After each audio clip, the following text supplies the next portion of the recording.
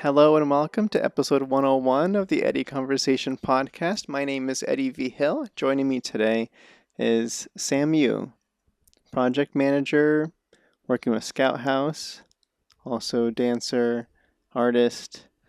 There are other aspects too that I want to explore as well. But how do you want to Like elaborate how would I on who you introduce are? myself? No, I mean that pretty much encompasses most of it. I'm a project manager. I dance. Um, I occasionally do art. I read, not as much as I should.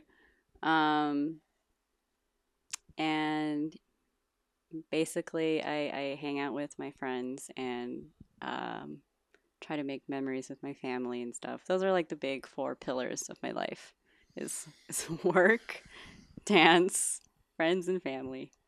And myself like kind of in the middle of that. And I like the sound of the balance there. It sounds very intentional. I'm curious.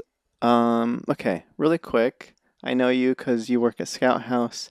I script supervise and come on for projects here and there, and that's been very lovely. I always enjoy coming out to Long Beach and being on set, and then I like I don't get to see you, or we don't really spend that much time on set really at all. I know I do see you.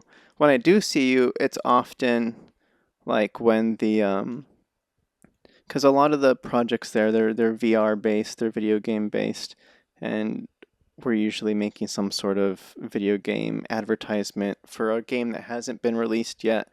Lots of bugs, lots of trying to make it work, and it's fun. It's fun to see. And then I see you, and you are often, I'll say, like leading somebody around.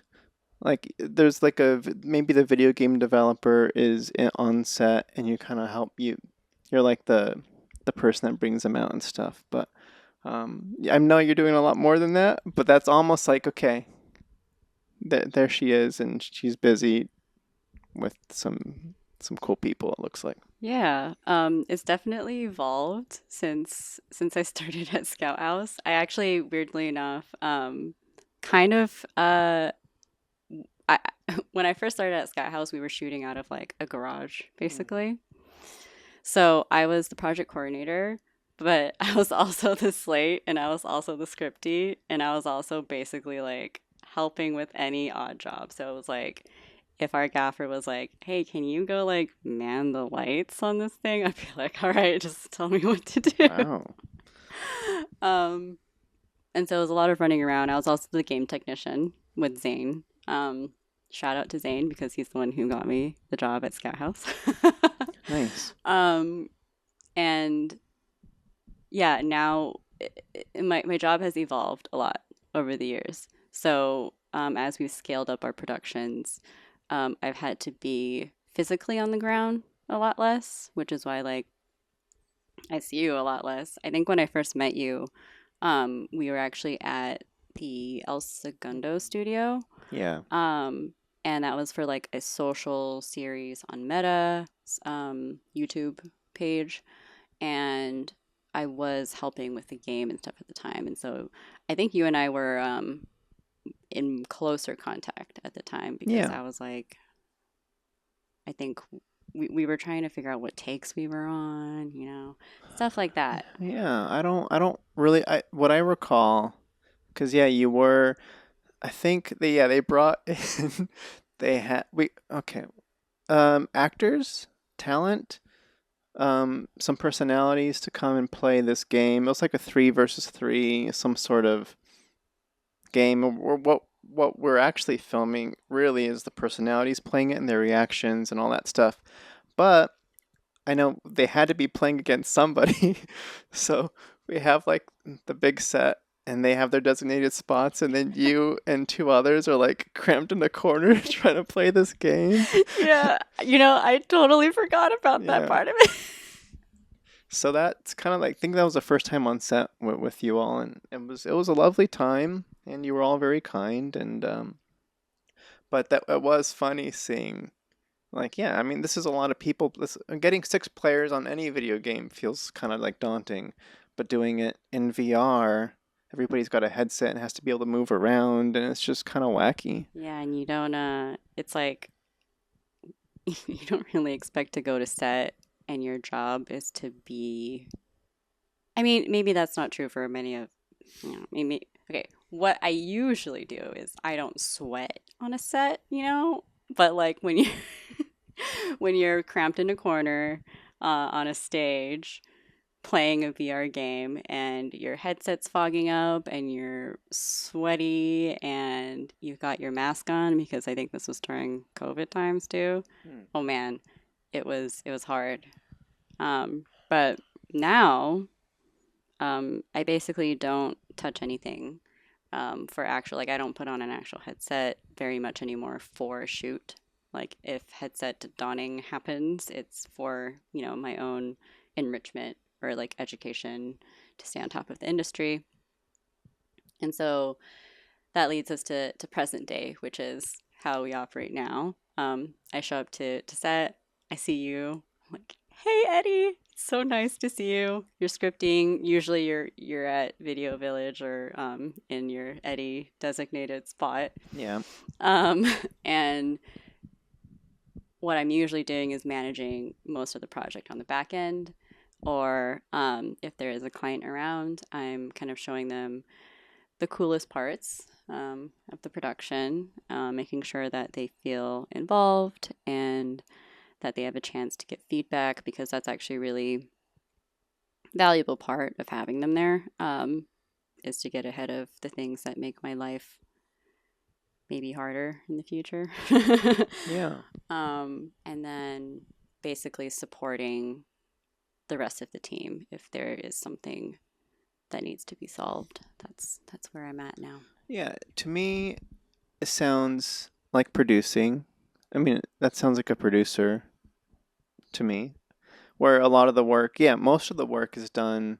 Like when you reach production, the work is technically done, and the job change, yeah, putting out fires and being available and making sure it runs smoothly. But yeah, that's how. Yeah, that sounds right. I mean, that sounds okay. That makes sense to me. Mm-hmm. That makes sense to me. Project manager, producing, production, all of the above. Okay. Now, I want to let's start with. I have never played. I still, despite seeing lots of playthroughs of different games through working with Scout House and you guys, I still have yet to put on a headset myself and experience any sort of VR stuff. I'm a little scared. There is some fear based off of like maybe a little loss of control. It's like okay, I can't like the eye once the eyes get covered, it's like okay, I'm trapped. Okay, what like I can't control what's coming into my eyes now. Anything could happen.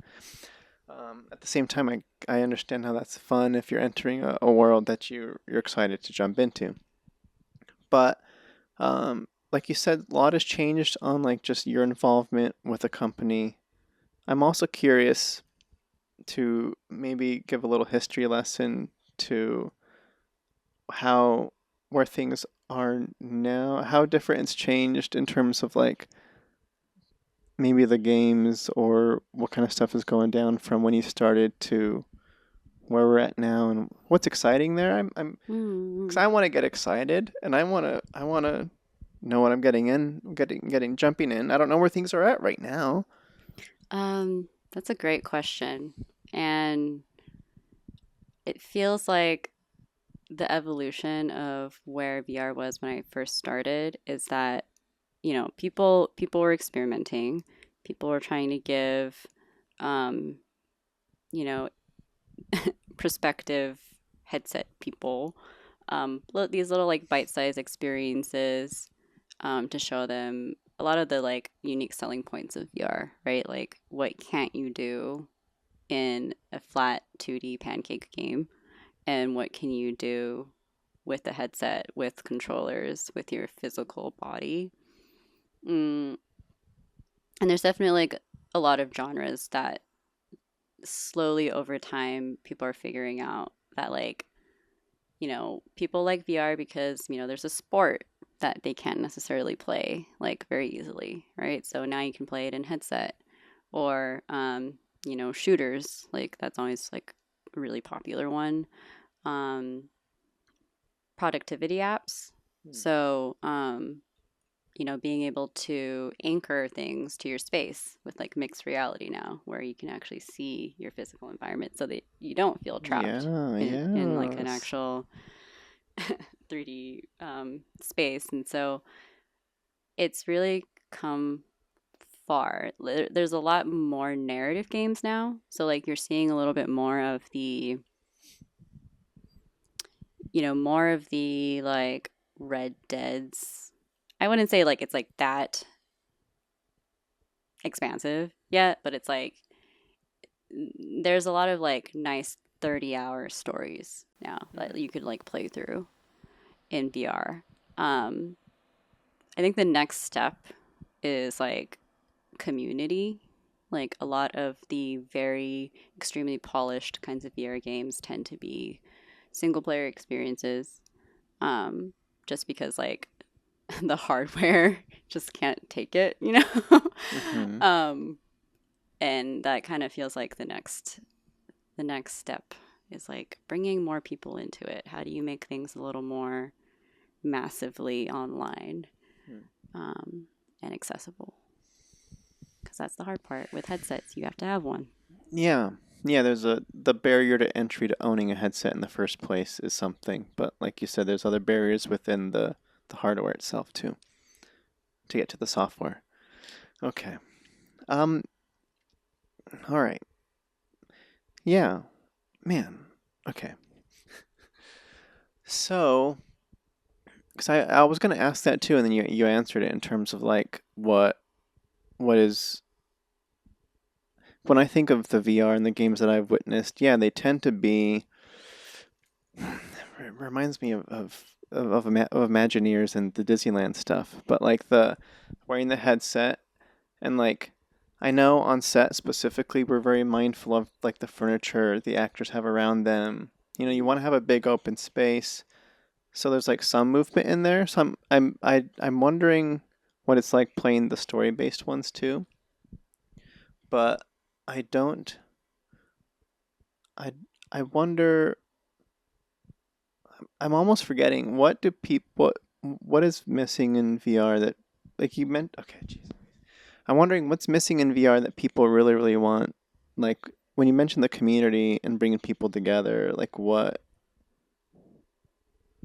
does that Yeah. look I mean, I like? I won't I won't speak for everyone because I have a very like I know that I specifically am a like I'm an outlier demographic or like profile. Um Mhm. so I won't speak for everyone, but I do know that in terms of where the perspective that I get from being in the industry and then being on the other side of it is that VR struggles with like retention. Like you get a headset, um, and first of all, like all your friends have to have a headset if you want to play with them. So the only other solution to that is to make things more cross-platform. But then if it's cross-platform, then it's like you're not just developing in VR. Um, and so there's like that aspect of it. Um, but like I don't have a solution to bringing in more people, to stay in VR longer, but there are workarounds to it. So, rhythm games or like sports games, they've really leaned into this like subscription based model, or, here's like a new pack you can buy.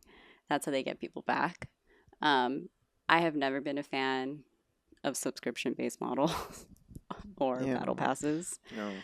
I don't really like the direction of the video game industry. I'm like,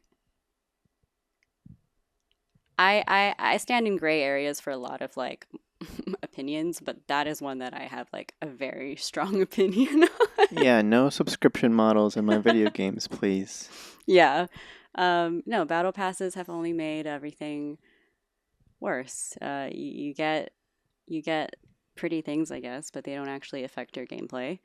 Um, anyway, I could rant on about that for a very long time, but I do feel that VR is really trying to understand how traditional gaming has flourished or has evolved to be able to capture the attention of consumers faster and longer. And that's what they're basically trying to, I think, do in VR as well. Is forget the adoption of the headset. Let's like pay attention to the people who already own a headset and how to keep them coming back. Gotcha. Okay. I know a game. Again, I don't play VR, but the thing that comes to mind to me is like I I've gotten into Pokemon Go in the last year. Same. So nice. Um, I have always thought about like, they have a lot of the Niantic is doing all their stuff of building their own essentially virtual world based off scans that Yeah, that it's crazy. players are doing and all that, which I almost imagine this is kind of like Ready Player One kind of stuff, but it's once you start seeing people wear the headsets outside of the home essentially playing a game, like Pokemon Go is a perfect example. It's like you still have the reality of the street you're walking on, but instead of having to look at my phone to see where the gyms are at or where the floating, where the Pokemon are hanging out, it's like, oh, I can just look around and I can see them. And like, oh, there's a gym over there. Let's just walk over there. In actual reality, seeing it like that's, because that seems like a tough thing to do, but it seems like it is hard for me to be like, okay, I want to play. Like, I'm a Nintendo fan, so a lot of my Nintendo games are very camera controlled, like platformers or Smash Brothers or Mario Kart and all that kind of stuff. Right. All of those don't seem to feel like VR games to me, like being in a Mario Kart. I don't know if that works. You would probably get very motion sick. It'd be rough. Or being even the first person stuff. Like if I'm gonna walk around, I kinda like let me walk around, which is where the Imagineer stuff comes in, where it's like you've seen that platform thingy, like they Yeah, the developed like catwalk. yeah, like Yeah. you can walk and it kind of like keeps you in your place and stuff. Like that's almost what I imagine. I mean, I would love to eventually do something like that if I'm still alive to see it. um, it's like a very slow and gradual development. I mean, Zuckerberg like announced, I think what was it like Orion or something, and it was like the whole, like instead of having the whole headset on your face, it was like glasses, and then you could see things like projected, and that was unveiled, I think, at last year's Oh, Connect. Um, I think we're still a ways away from that, but I that is like my ideal. It's like yeah. for a very long time I really wanted to like basically build Disneyland from the ground up like virtually, which people actually have done already. So like there's actually like a Left 4 Dead 2 map called like Escape from Splash Mountain or something like that, and like they literally built Disneyland. Oh, They probably use some form of scanning and things like that to speed up the process. But like I have faith that like one day we'll be able to recreate where we are right now and have it actually feel real, ooh, and like oh, you don't clock that you're in the video game. I think yeah, we're getting there. yeah. Or like, yeah, I don't imagine you need it to be photoreal to trick the brain. Like y- yeah, there's other tricks that I could be mean, made. I remember the first time like there's like a couple of VR apps where you can basically what is it called? You can basically like hook up your desktop view to a virtual room and have your desktop be in the virtual monitor. Hmm. And so you essentially you have like a virtual workstation. Yeah. You could play PC games, whatever you want, as long as it's connected to that. You can connect inputs to it, so it'll recognize your keyboard, your mouse. And it wasn't like amazing, but you had this like little loft, and then you could see like in you were on like a high rise building, and you could see the skyline and the city and everything. And it honestly felt like I was there. Like I didn't look that real, but like because I had my monitor in there, I was like, wow, this is great. I'm totally here. Yeah, you could immerse yourself with enough groundings for sure. Now, I guess I want to move on from VR a little bit, but I do imagine I don't know, like you said, it could be some time growth is incremental, especially in that space, but I imagine getting to essentially like the Nintendo Wii era of VR where it's like, okay, this costs $200 and my aunt wants to play. Like it's easy enough cuz I know based off watching different actors put on the headset and have to like learn controls like on the day, it can be kind of tricky with like this button does this, you grab things with this, and sometimes hand motions work, sometimes it's all controller. It gets kind of complicated, but when it simplifies and like my grandma can put this on and just jump in and have some fun, like that's I guess that's where we want it to be, kinda.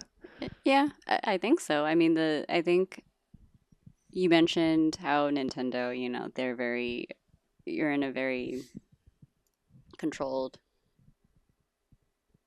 space and camera. Like that's kind of still where a lot of the really nice like narrative VR games are Yeah. at. Um,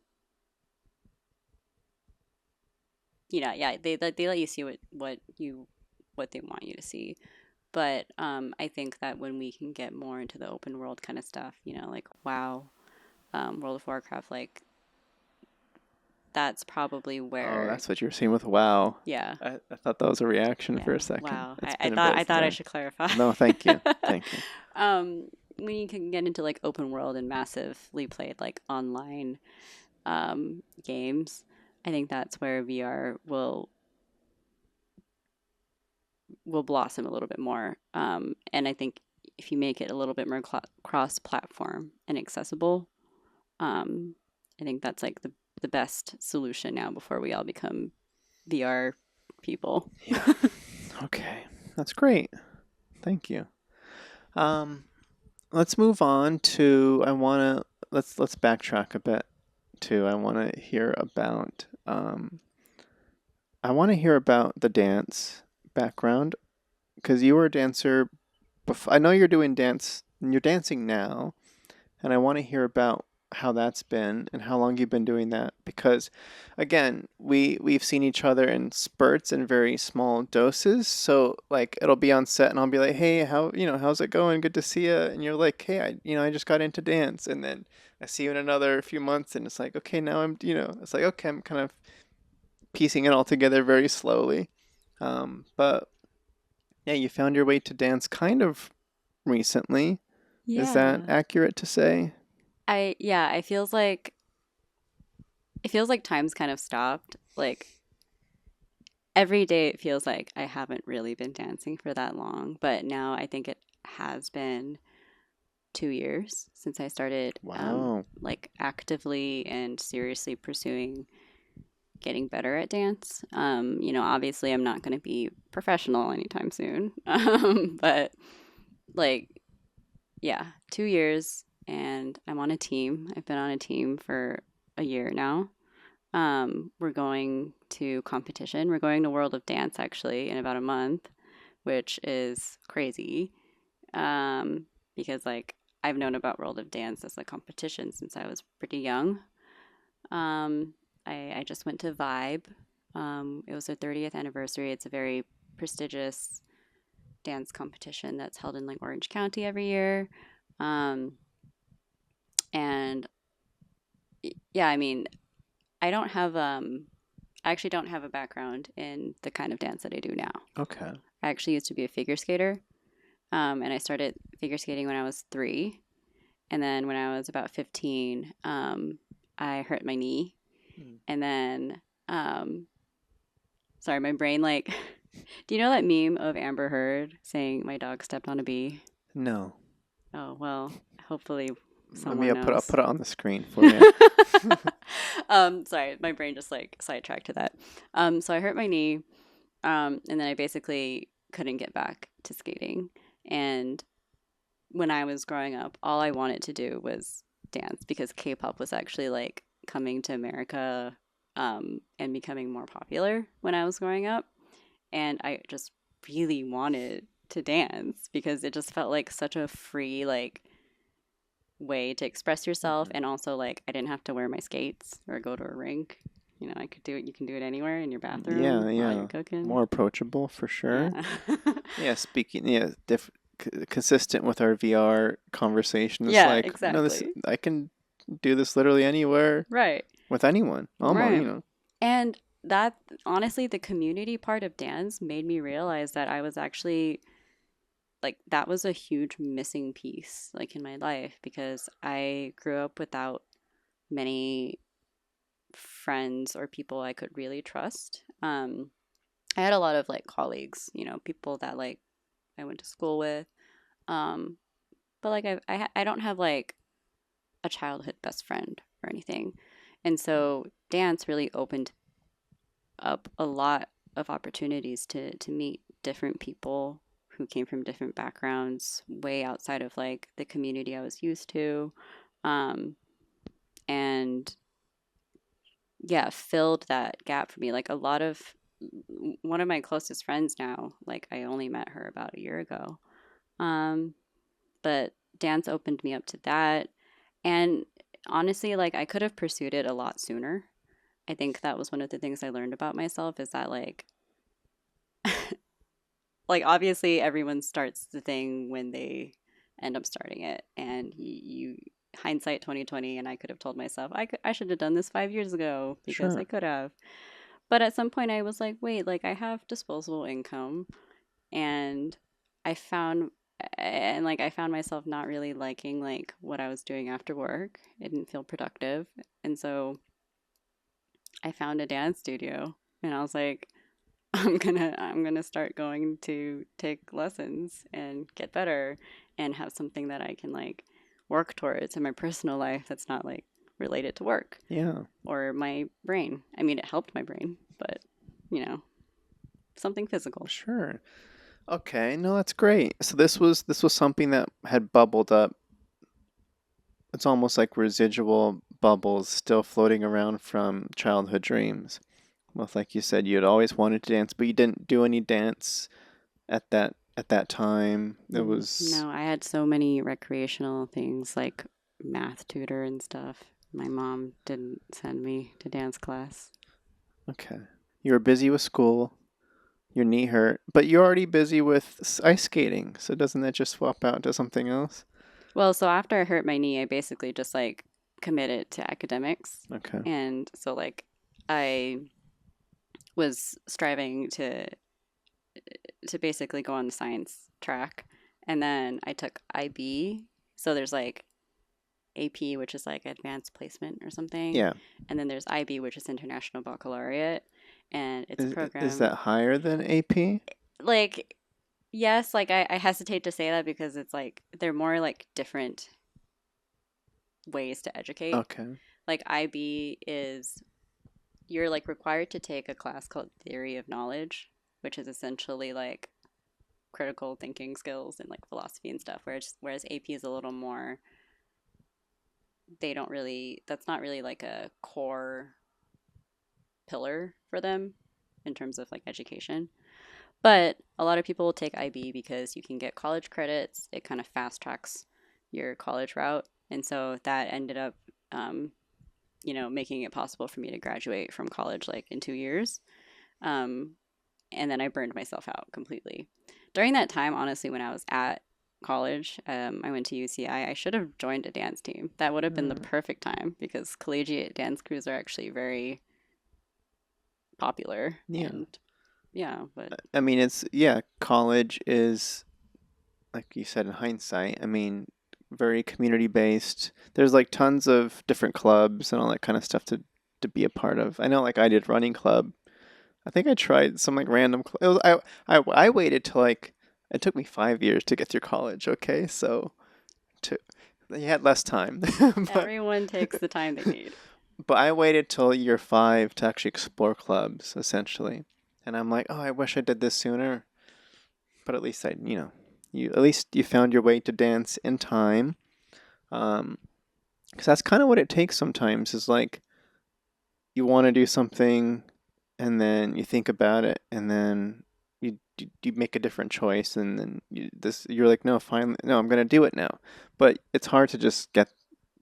It wouldn't make sense to just be like, oh, I'm discovering dance crews now, and I'm gonna jump into it now. Like it's harder to make that leap, I think. Yeah, I think it was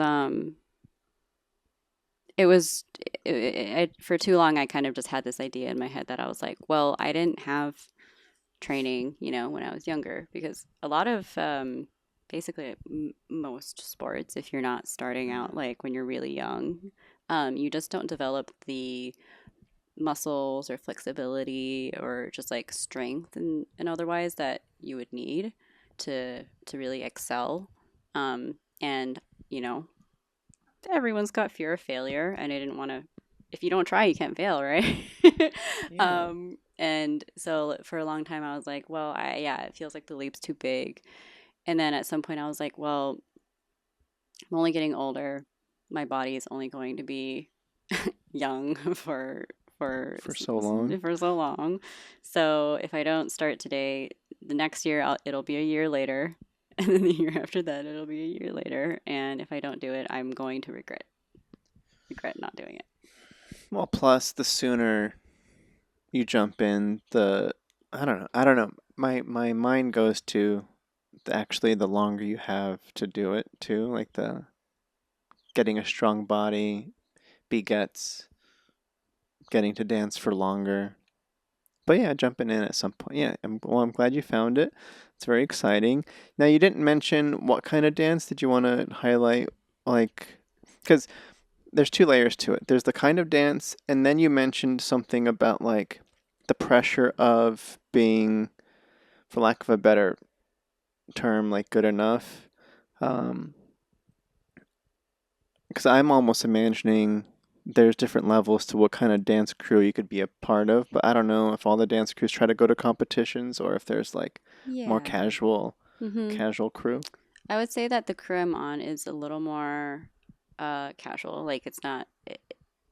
I guess it could be professional, but like we I think it kind of started out as like a training and teaching kind of dance crew, which was perfect for me, because it's like Mhm. it started out as like, okay, you have 3 hour practices on Sundays, and then throughout the week I would kind of just take my own classes or practice on my own. And that was like a good balance, and we would occasionally perform.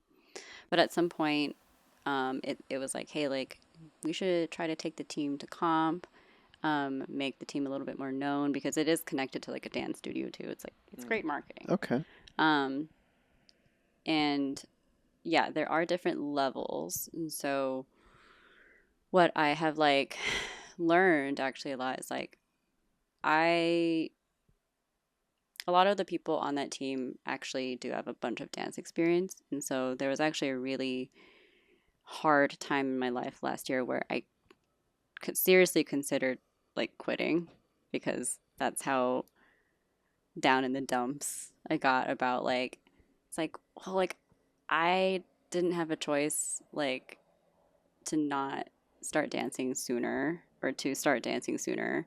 Um so like what's the point, right? I'm never going to catch up. I'm never going to be able to match the experience of someone who's been dancing for longer. Experience is one of those things that you can't fake, you know? Right, right. Um But then I was like, no, like I think I'm holding on to this too hard. I'm gonna let go and step back a little bit.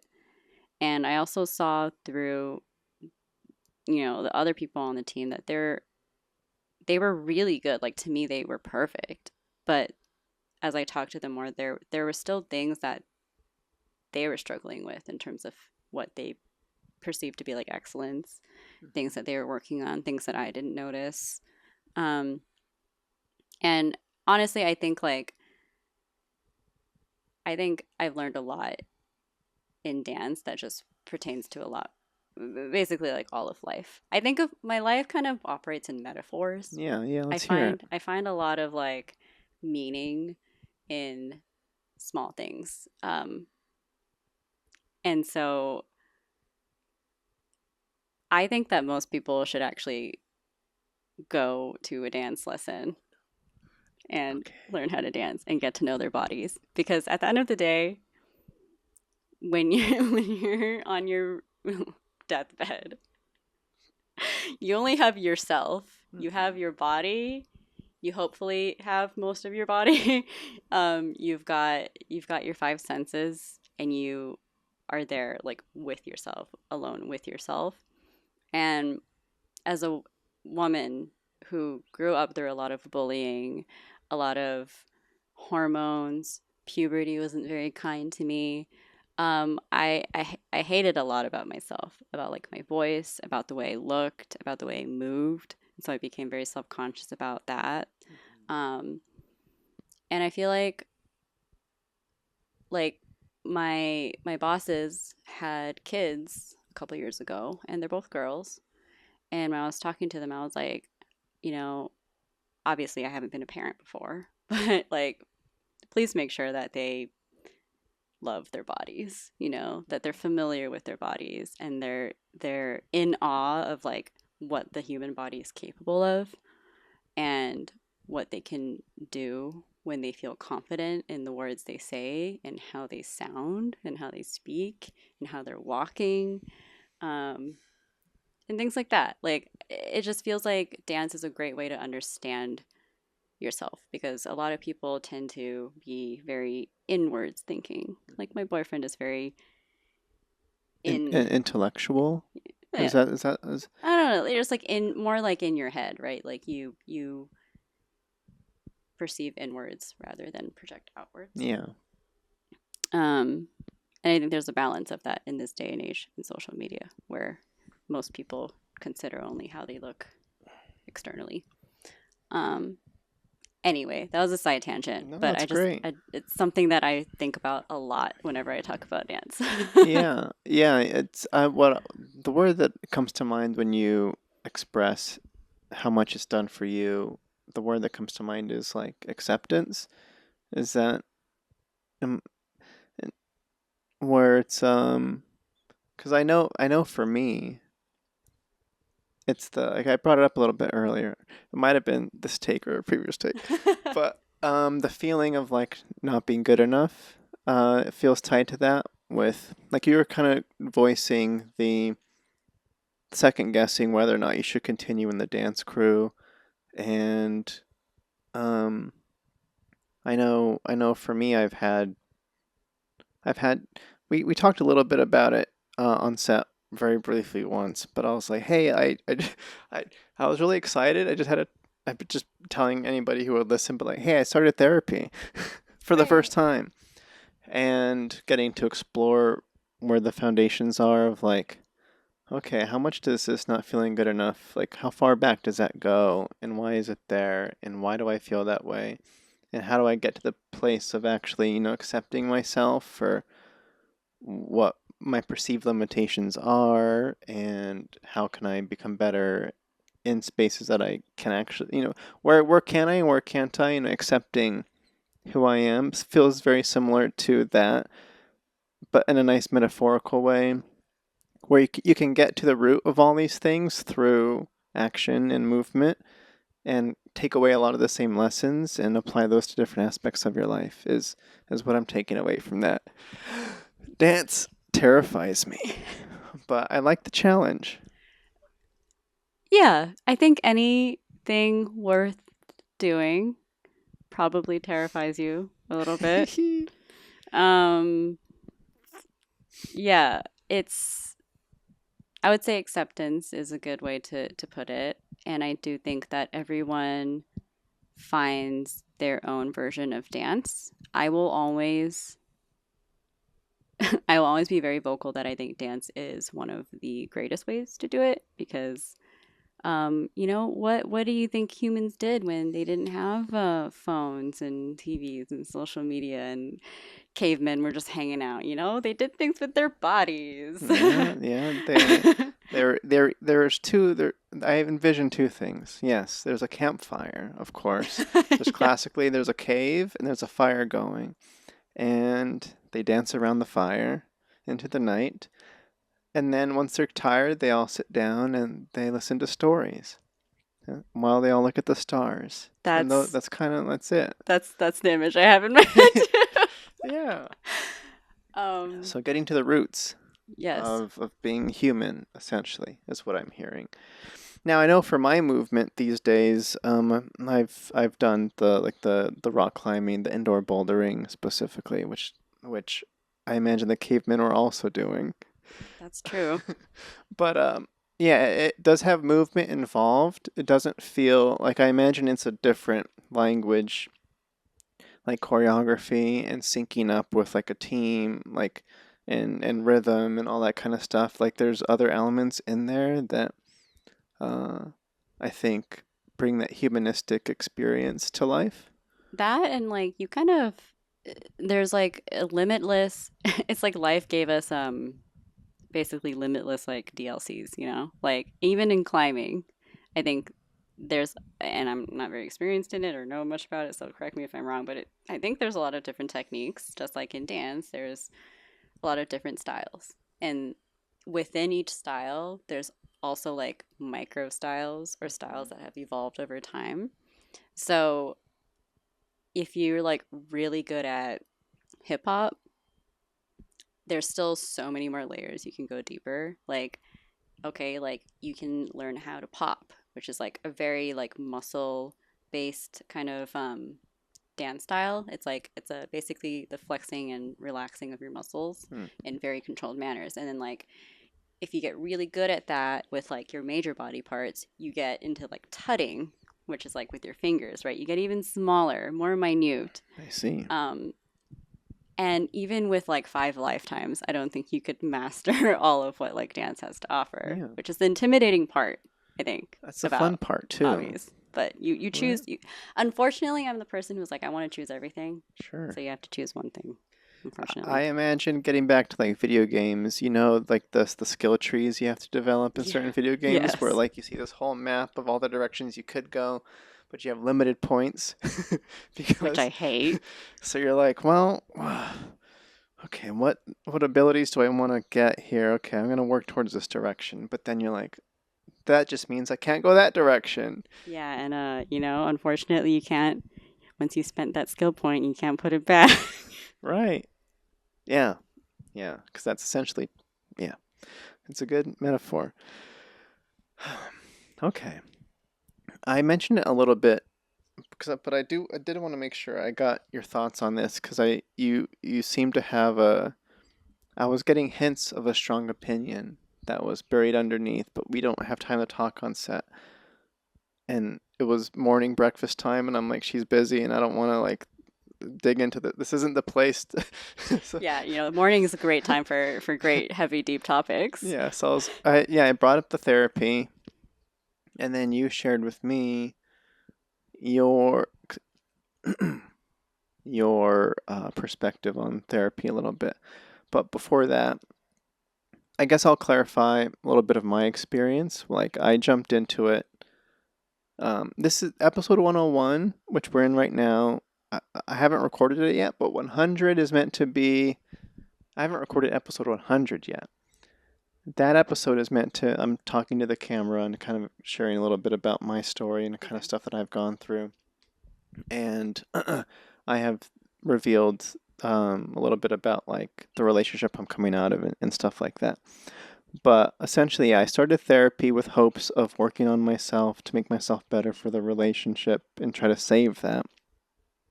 And I feel like I got really lucky with the therapist that I got. Like, this again was my first experience looking for one. I've heard a lot about like it's hard to find the right therapist. You have to like it's essentially like dating. You have to like they have to click with you. You want to feel heard by them. It's kind of specific. And I only talked to like two or three, and I'm like, okay, I'm gonna. My gut says this direction. Went with him. He's been really nice and really good. And I think kind of exactly the vibe that I needed for where I've ended up. Um, but I recall you sharing with me, and I'll just tee you up here, that you were sharing a little bit about what it looks like after maybe I'll say like a lot of therapy, where once you're in therapy long enough, I don't know if like diminishing returns is the way or what, but I'm almost getting into that mindset. I'm like, okay, what is I could kind of I don't know how to extrapolate what therapy looks like going down the road, but I want to hear about like lessons learned and what was helpful and when did it stop feeling helpful Mm. and and that. Yeah. I will say that to like put some context around why I even went to therapy in the first place was actually to um, kind of try to dissect and overcome some sexual like PTSD, which that was very short lived. Basically, like, because like a first session with therapy is mostly intake a lot of the times, right? They're trying to understand who you are, the issues that you're facing, the things that you want to solve and focus on. And so by the time I had gotten to like the third session, a bunch of family stuff happened. And so then the therapy kind of changed course. And we never really got to address the PTSD part of it. Mm, Um, and the family thing, without getting into like, uber amounts of detail, is like, it's like about divorce, right? Divorce is a very long, drawn out process. I think like most anybody who has gone through it is would tell you that. And obviously, I'm not the one being divorced. It's my parents. They've been married for like 40 years. It's a very long time. Um, and I was going to those sessions like every 3 weeks or so. It wasn't even like that often. But every time I went, it was like it was a forum for me to talk about the issues that I was dealing with which at the time were new.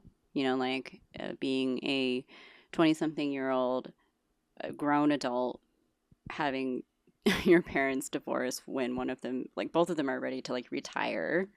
Um, that's a new scenario that like you don't hear about growing up because it's just like you're not anyway. So the therapy was very useful to navigate that scenario when it was very fresh. Like, gosh, like what am I feeling, right? What do I feel about my dad and what he's done, and hearing about what my mom went through that she didn't actually tell me about, because she wanted to protect me from that information. And it was very useful for that purpose, just a place to go outside of my home, which was where all the stuff was happening, to talk about my problems and how I was feeling and figure out how I was feeling and what I could do to get myself out of that and still be a productive human being. Eventually, my mom actually got looped into those conversations too, which I think was helpful because my mom was kind of using me as her therapist, okay. which she wasn't doing it on purpose. And so at some point, I was like, I think we need to set boundaries. Um, and kind of fast forward, my mom's actually in therapy now. And I think it's really helping her. But I had to stop going because one, my therapist was like, your assessment scores, I don't know if this is the same for you, but like when I had to go into therapy, I have to like take an assessment and tell them like basically how depressed I am. I've heard of these. I've never done this with my therapist, but is it like before you show up? like Yeah. the morning of, you kind of hit like I'm feeling like a 3, a 2, a 1, a Yeah. 5 based on like the Yeah. categories to Yeah, see where you're exactly. at, kind of Yeah. have So some you have sort of measurement of some kind. yeah, it's because like Kaiser Permanente Oh. specifically, they're very like result driven. So they want to see that your scores are improving over time with the therapy to like justify the therapy. And my scores are very, like this because I have major depressive disorder and it's chronic. Like I'm never gonna get rid of it.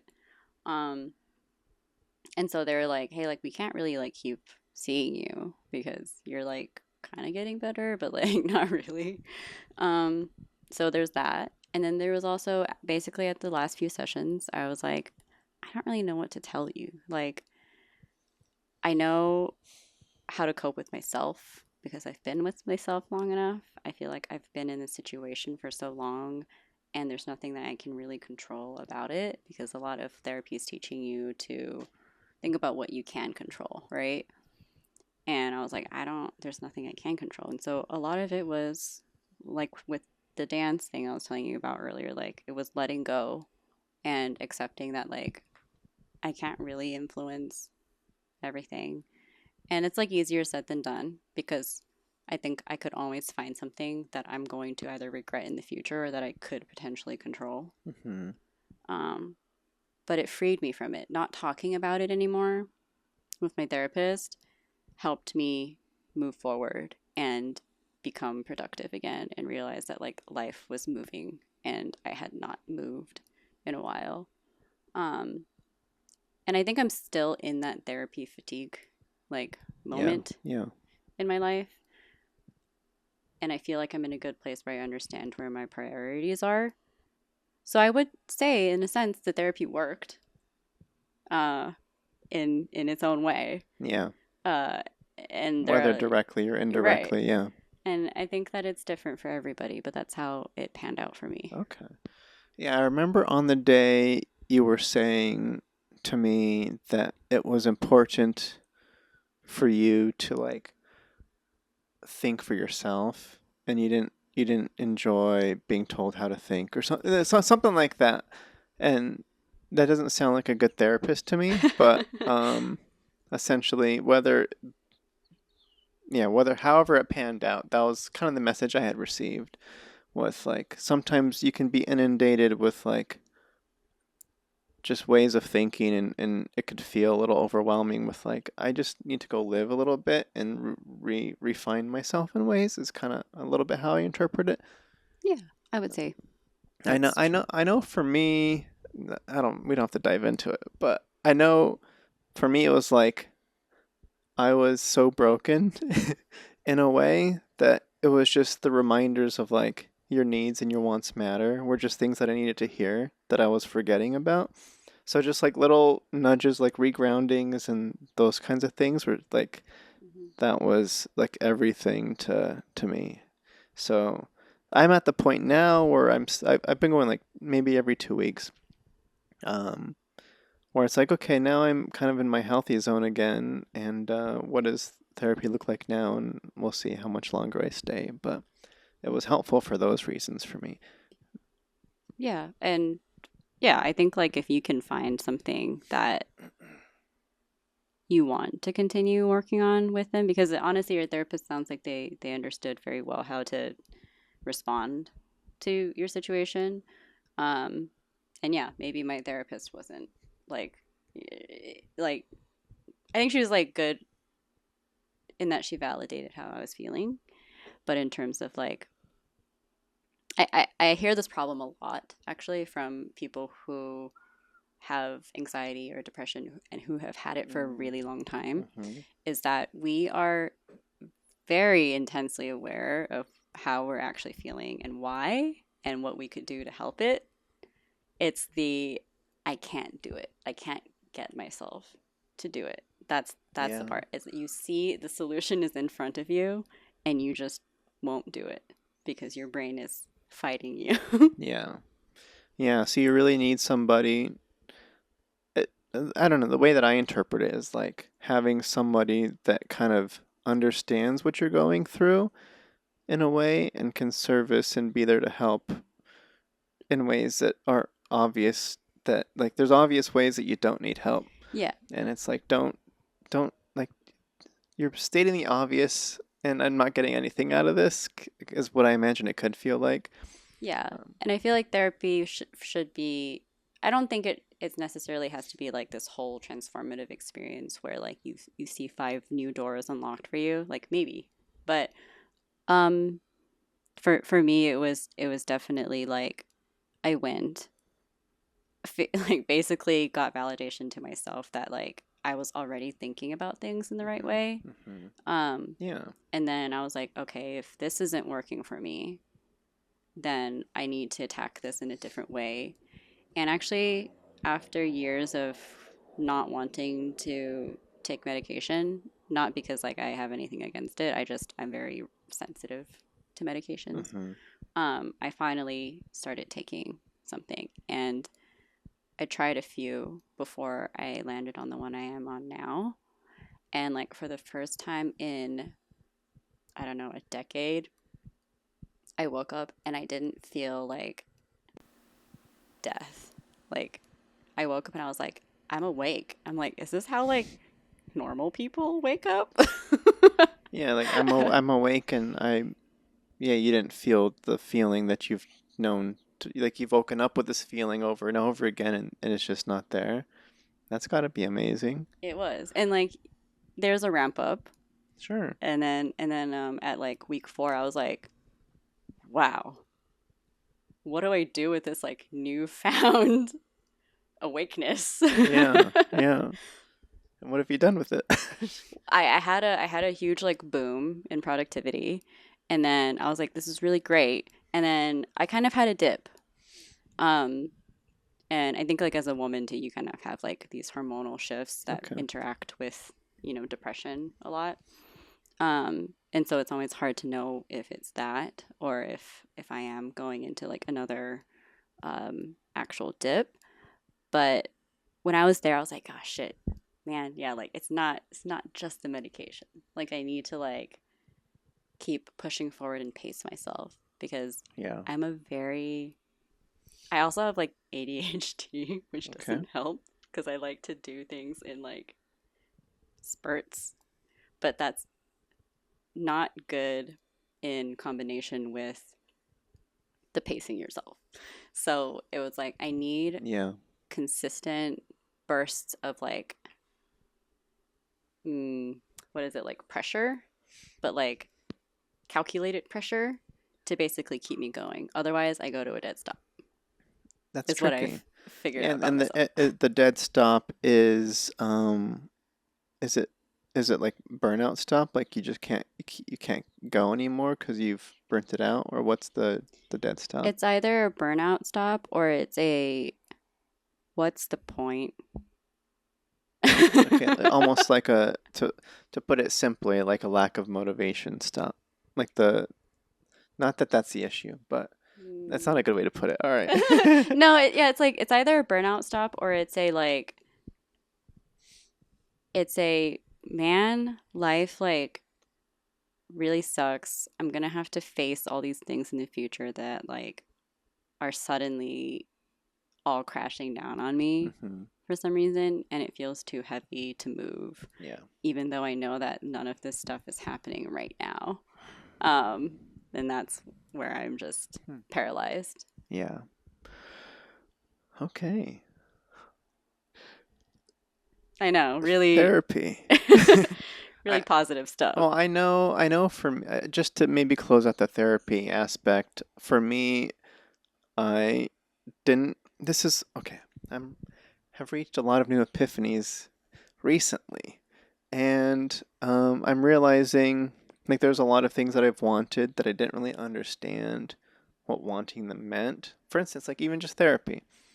I have wanted to go to therapy for many, many years, even in good times. Like, oh, I just like it seems like something a healthy person would have involved in their life to some capacity, whether it's once a month Yeah. or I don't know, maybe 6 months off, and then you check back in, like that sort of stuff, just for like regrounding. So, but then jumping into it and doing it, like it's different. Being I could imagine it being with dance too. It's like, oh, I like the idea of dance. I can't wait to be really good and get this move down and like and have a team. But then like showing up consistently and putting in the time and like just doing all this stuff, like being in the stuff is really hard, and understanding it ahead of time is like impossible.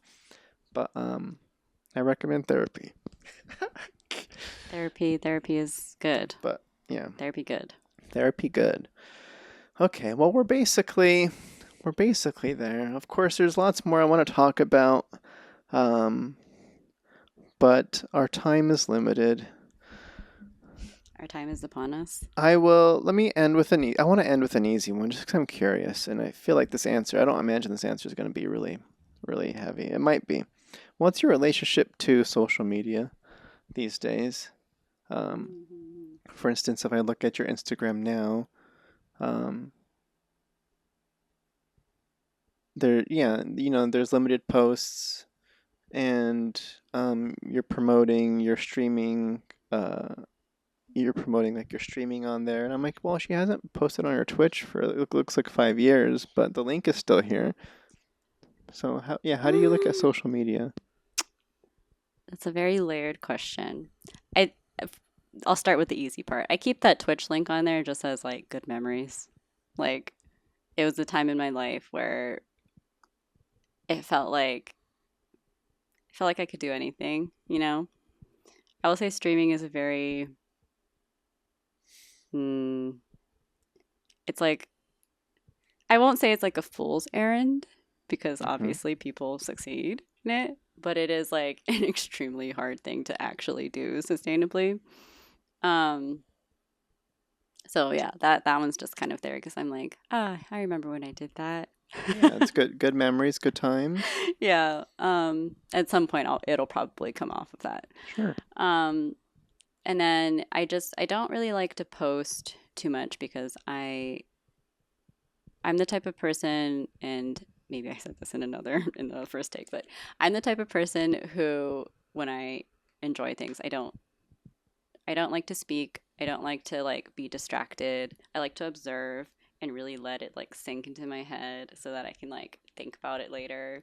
And so that always like makes me like I'm like shit, like I want to take a picture to remember it, but then if I like do that, I'm It takes you out of it yeah, in a way. I'm taken out of it, and so that's the reason why I don't really like post too much, even though I want to. So a lot of it ends up on my stories, um, as just like more casual ways. It's not like immortalized, right? Yeah, you just did a photo shoot with your dance crew recently. Yeah, Was your story yeah. today? And I honestly just bounce off a lot of like what other people post on their social media, and then when I feel like there's something special or something that I like, then that's when I'll post something that's just like a sunset I really liked, or a picture I really liked, something that was funny, for like a meme that I saw, that I feel like, hey guys, like if you don't know me, like this is my humor, like, and maybe someone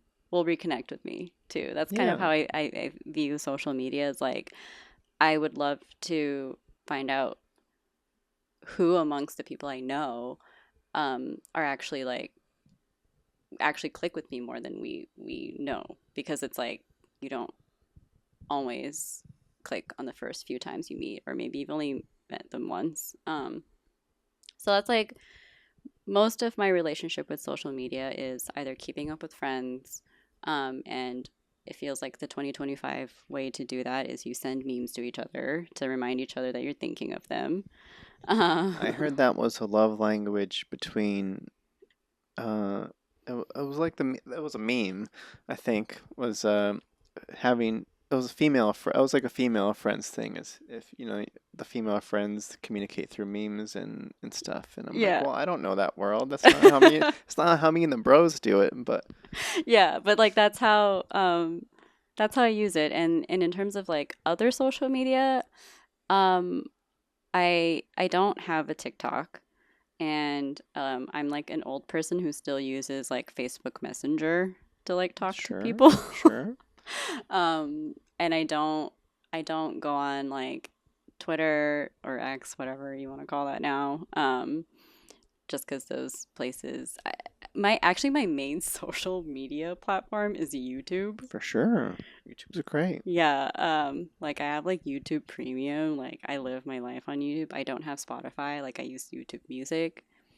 I really enjoy like video essays and stuff like that. And so what I do to kind of keep up with the times and social media, because I can't just ignore it. You know, like my job is so rooted in marketing Hmm. and understanding the consumer industry, um, and trends. I watch video essays or social commentary basically on like what's the latest thing Hmm. happening on TikTok? What's the latest like yeah, what's the latest trend that has bubbled up and or trickled down and like survived the test of time? I'm not super interested in micro trends as much as the stuff that like survives. Okay. Great.